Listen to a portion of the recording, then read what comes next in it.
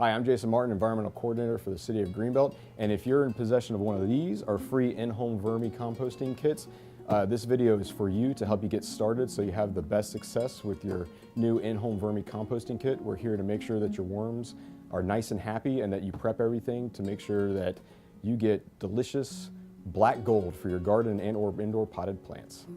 Every kit comes with all the pieces you need with the exception of the worms. So you have a base, which is the top without holes. You have the top with holes. You should have 4 wood blocks, which are the feet. And then 2 bins, each with ventilation holes on the side and the bottom. Now keep the 2 bins inside of each other. Put them on top of the feet, make sure everything is nice and square. And then the top with the holes goes on top. Now, before you add your worms, you have to add the bedding. And you should also have a nice bag of shredded newspaper, which will serve as the bedding. But before you put the bedding in, you have to get it wet. And a properly prepared bedding can make or break this system. If it's too wet, the worms will try to get out, or they'll die and rot and smell extremely bad in your house. Trust me, I've made this mistake myself. If it's too dry, the worms will not have enough moisture and they'll dry up and they'll die and the system won't work either. But there's an easy way to tell if your bedding is too wet or too dry.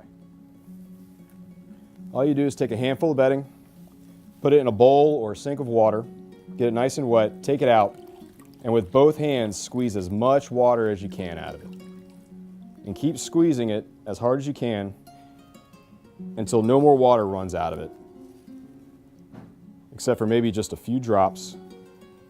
And you don't want to just stick it in there in a big old clump like this, because this bedding should have nice air pockets for the worms to crawl through.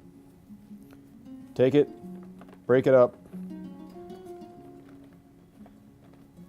make it nice and fluffy, and you just do this with your shredded newspaper and your bedding until you fill the bin up to this line right here. It's about the halfway point, right below the ventilation holes on the side. Once you have all your bedding in there and it's nice and moist, so it should feel like a well-wrung sponge where you squeeze it, no water comes out, but your hand is wet. Once you have all the bedding in there, simply add your worms. I like to add a solid sheet of newspaper, and then take a spray bottle with just regular old tap water, spray the top of that piece of newspaper to get it nice and moist, and the worms should be underneath that. I like to leave the top open for the first couple of days and have a constant source of light on it, whether that's a desk lamp, a bedside table lamp, or a room that you can have the lights on for a couple of days. And that way they'll force the worms to stay inside of the bedding and they won't want to crawl out.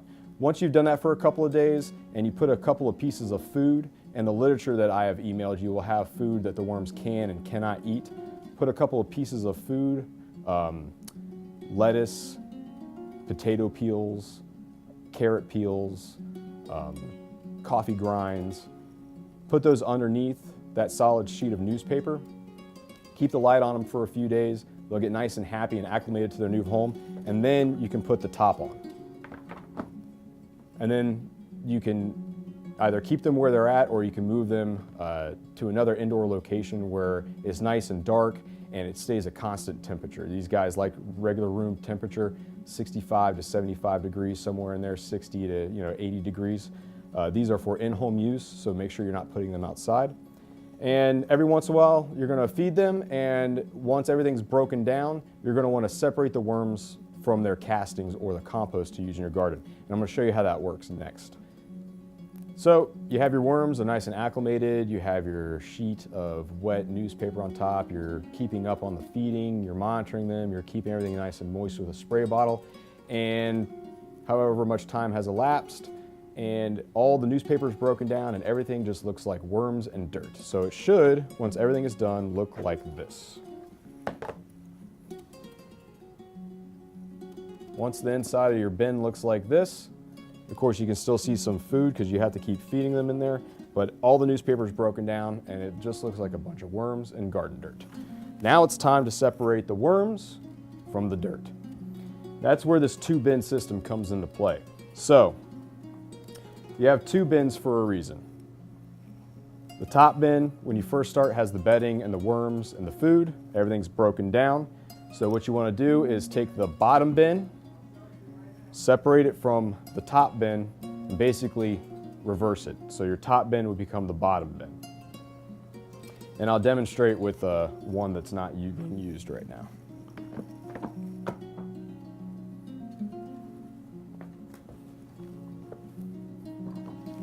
So you have 2 bins. The top bin has all the worms and the compost, which you want to separate. So you take the bottom bin that's empty and put it on the top. You put fresh bedding in there. Get the bedding wet like I just demonstrated. Prep it just like you did before. Put the single sheet of newspaper on top and put some food underneath that piece of newspaper. And what's going to happen is the worms that are now down in here in the dirt are going to migrate up through these holes, up towards the food and get in the bedding in the top bin. This can take several weeks. So what you have to do is probably once a week is take the top bin off, sift through the compost that's in the bottom bin, look for worms. Once most of the worms have migrated to the top, you take the top bin off, you scoop out all that great compost and worm castings, put it in your potted plants, put it in your garden, and then just reinsert the worms with the bedding and the food back on the top bin. Put the top back on, and the process starts all over again, just like we did in the very beginning. So, if you don't have one of these bins and you're watching this video for just educational purposes and you would like one, please contact me at jmartin, that's JMARTIN, @greenbeltmd.gov, and we'll see if we can't get you one. Thank you very much.